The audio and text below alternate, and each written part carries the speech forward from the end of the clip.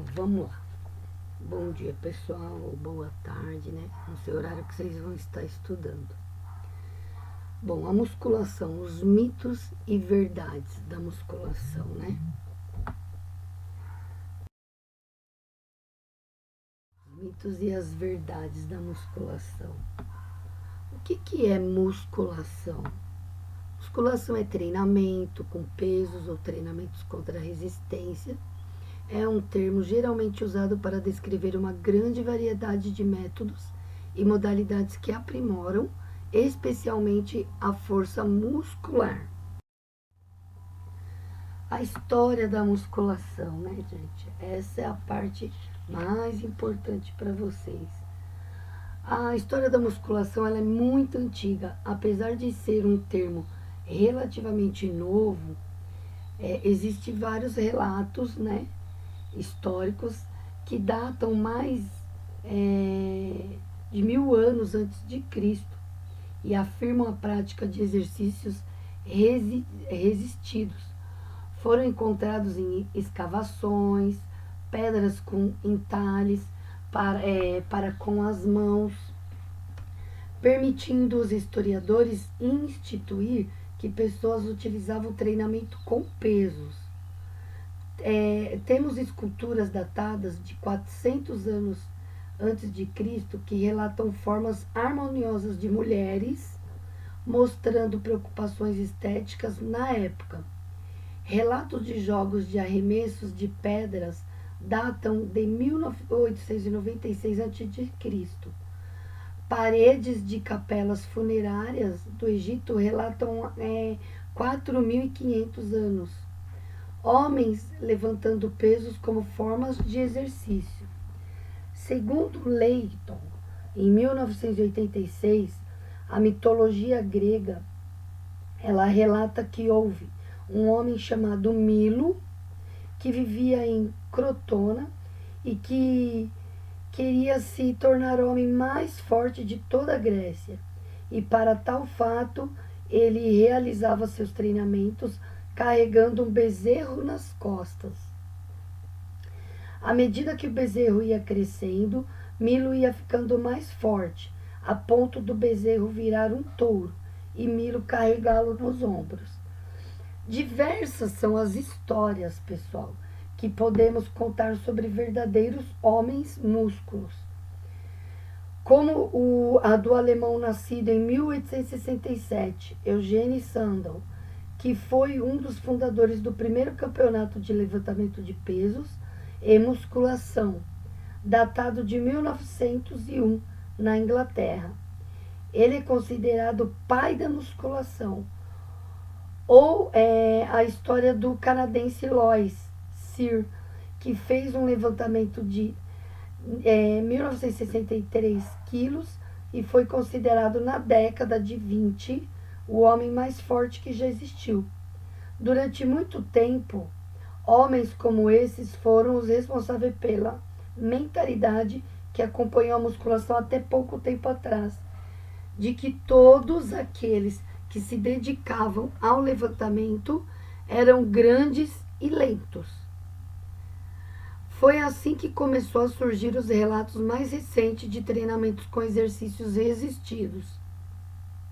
Em uma exibição de Eugene Sandel, um homem chamado Alan Calver achou que muitos homens gostariam de desenvolver um físico semelhante a de Eugene, e para isso ele criou a companhia Milo Barbell em 1902 e vendeu barras com pesos ajustáveis e programas de exercícios pelo correio. Naquela época não era muito fácil de se ajustar os pesos e muitos equipamentos não passavam de cilindros ocos, com uma rosca para colocar ou retirar o chumbo. Calver também se introduziu na literatura sobre o assunto e publicou seu primeiro livro, The Truth About Age Length, em 1911. A musculação também teve uma certa popularidade durante o período da Segunda Guerra Mundial e serviu para os soldados manterem o tônus muscular. fazerem o condicionamento físico e programa de reabilitação das Forças Armadas. O período pós-Segunda Guerra também marcou história na musculação, pois surgiu um novo equipamento de levantamento de pesos. Muitas revistas sobre os assuntos. Como Muscle Boulder, nesse período, muitas novas academias surgiram nas principais cidades dos Estados Unidos.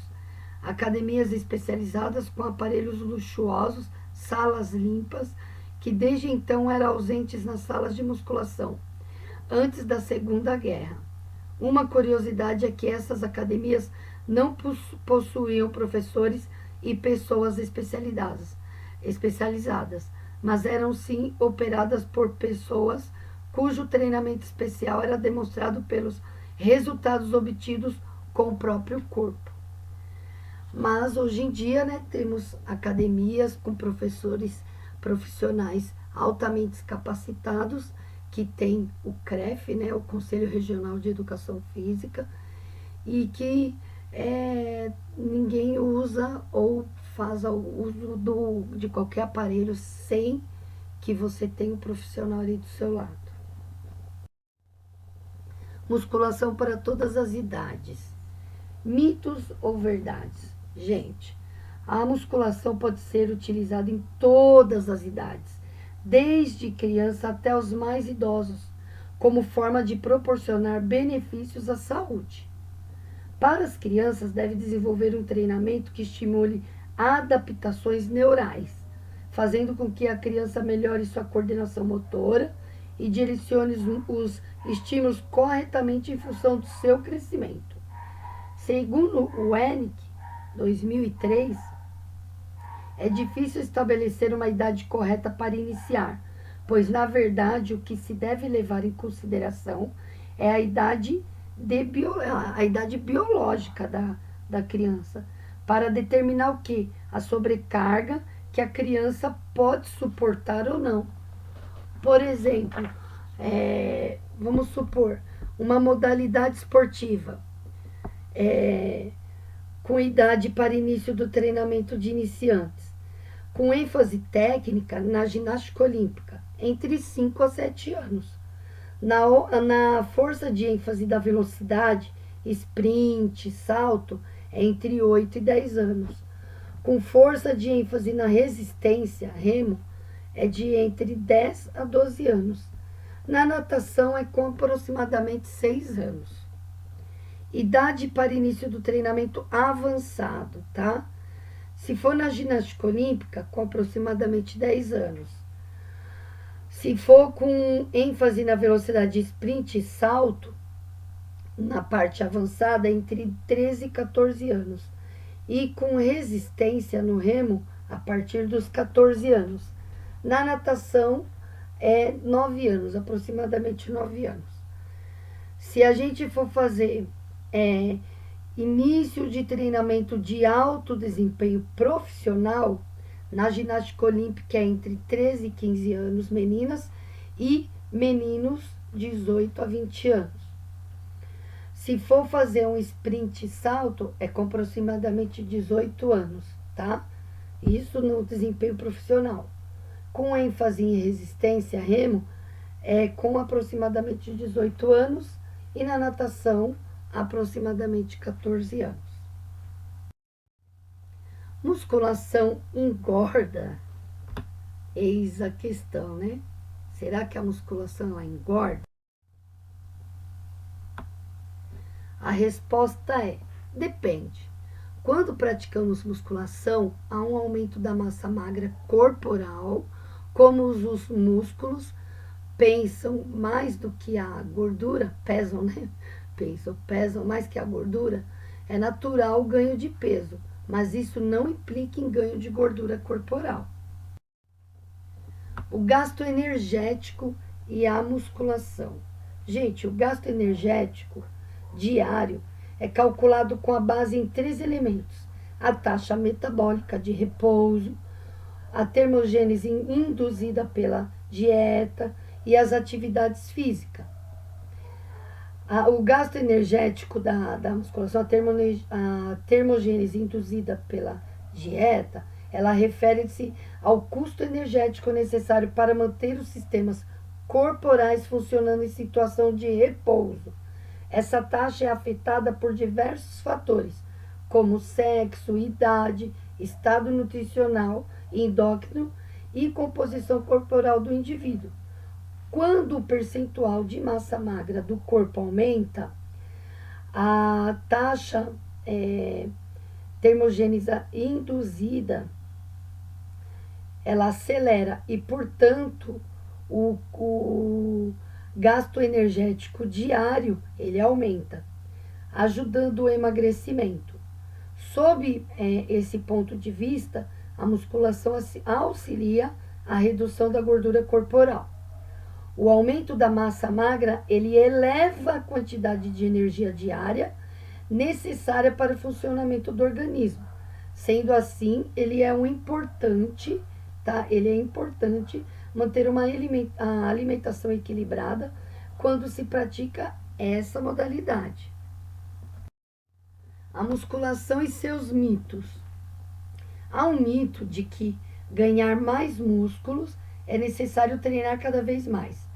É preciso ter cautela com essa informação, uma vez que são obtidos melhores rendimentos quando se mantém equilíbrio entre o treino, a alimentação e repouso. Ao treinar acima da capacidade de recuperação do músculo, o resultado de crescimento ele pode ser zero, nulo. Por quê? Inclusive com a possível perda de força e de massa muscular. Outro mito que envolve a prática da musculação é fazer abdominais reduz a gordura da região da cintura. A redução da gordura corporal não ocorre de forma localizada, ou seja, a prática de abdominais não é capaz de reduzir a gordura dessa região, apenas proporcionará músculos abdominais firmes. A redução de gordura ocorre num processo combinado de atividade física e redução orientada de ingestão calórica. Então, não adianta você fazer 100 abdominais e come aí uma barra de chocolate que você está ingerindo, você está tendo uma ingestão calórica alta e você não está gastando.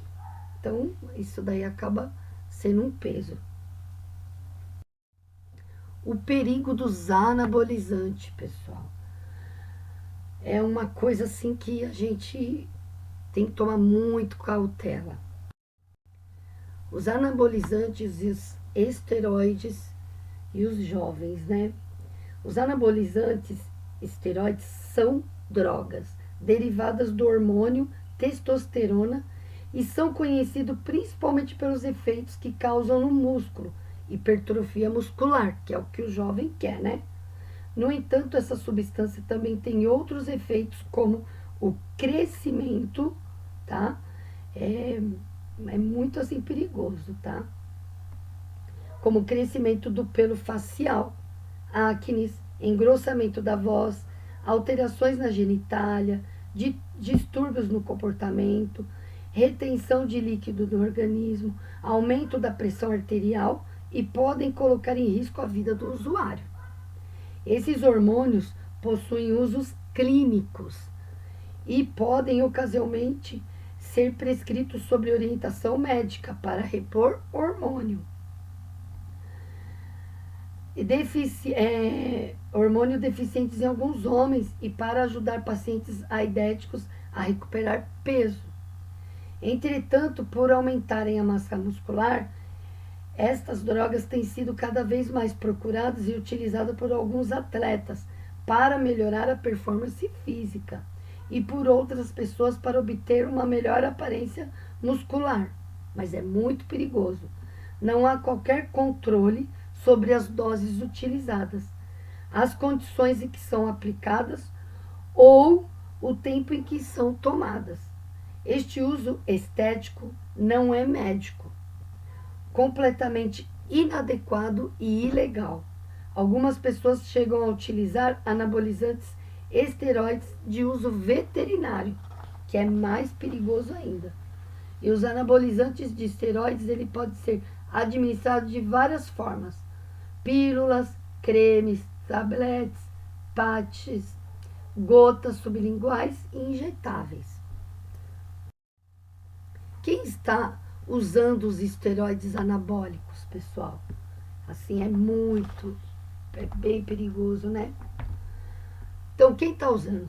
Tanto adolescentes como adultos estão usando os esteroides anabólicos. Desde 1996, o uso juvenil aumentou 39% entre os estudantes do nível fundamental, 67% entre estudantes do ensino médio e 84% entre estudantes do último ano do ensino médio.